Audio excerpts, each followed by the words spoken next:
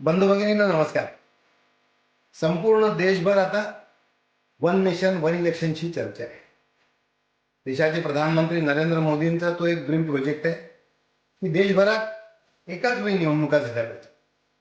पण त्याचबरोबरीने सामान्य नागरिकांच्या मनामध्ये या संदर्भातली उत्सुकता आहे की याचा फायदा काय होणार आहे, याच्या निर्णयावर निवडणुकीचा काही परिणाम होणार आहे का, त्यात माझा काय रोल असणार आहे. मग विधानसभा असेल, लोकसभा असेल, स्थानिक स्वराज्य संस्था असेल, त्या काय एकाच दिवशी होणार आहेत. मग त्याचं मॅनेजमेंट कसं होणार आहे, त्याची मतदार यादी कशी होणार आहे, आणि यातून महत्त्वाचं म्हणजे देशाचा काय फायदा आहे आणि माझा काय. तेव्हा अशा अनेक समस्या घेऊन आपण सगळेजण सध्या या विषयावर चर्चा करतो. मग या सगळ्याचं समाधान शोधण्याचा आम्ही प्रयत्न करतो.